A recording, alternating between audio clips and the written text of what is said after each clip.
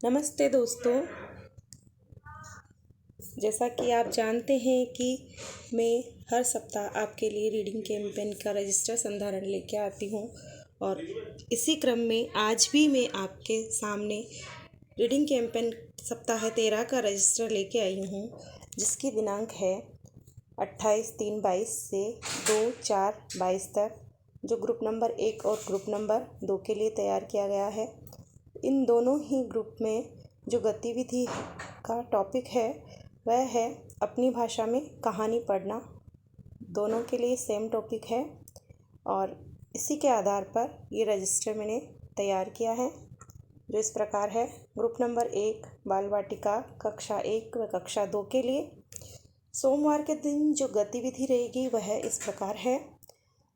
इन बच्चों को अंतर्राष्ट्रीय मातृभाषा दिवस, जो कि प्रतिवर्ष 22 फरवरी को मनाया जाता है, उसके बारे में इनसे चर्चा की जाएगी और सेम इसी प्रकार की गतिविधि ग्रुप नंबर 2 के साथ भी की जाएगी, जो कि कक्षा 3 से 5 के बच्चे हैं। और इन दोनों ही गतिविधियों के फ़ोटो आगे प्रेषित किए जाएंगे। इसी प्रकार मंगलवार 29 मार्च को ग्रुप नंबर 1 के लिए जो गतिविधि है वह है बच्चों से अपनी कहानी अपनी जुबानी, अर्थात उनकी मातृभाषा में कुछ कहानियाँ, उनकी क्षेत्रीय कहानियाँ जो है वो सुनी जाएगी। और इसी से मिलती जुलती गतिविधि ग्रुप नंबर 2 के लिए की जाएगी। यहाँ भी अपने परिवेश की कहानियों को अपनी क्षेत्रीय भाषा में सुनाने की गतिविधि की जाएगी। दोनों की मिलती जुलती गतिविधि होगी और दोनों के ही वीडियो आगे प्रेषित किए गए हैं। इसी प्रकार बुधवार के दिन जो गतिविधि है वह है कि आज इन बच्चों को ABL कक्ष पर बने चित्रों के आधार पर प्यासा कौवा और अंगूर खट्टे हैं नामक कहानी सुनी जाएगी। मतलब जो दीवार पर चित्र बन रहे हैं उनको देखते हुए एक एक बच्चा अपनी अपनी भाषा में इन कहानियों को अलग अलग तरीके से सुनाएगा।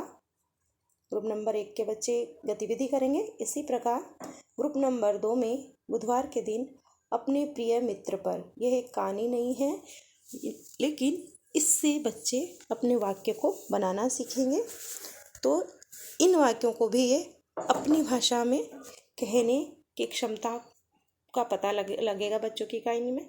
और अपने प्रिय मित्र पर स्वयं की भाषा में 10 वाक्य बोलने एवं लिखने की गतिविधि यहाँ पर की जाएगी और इसका भी फ़ोटो प्रेषित किया जाएगा।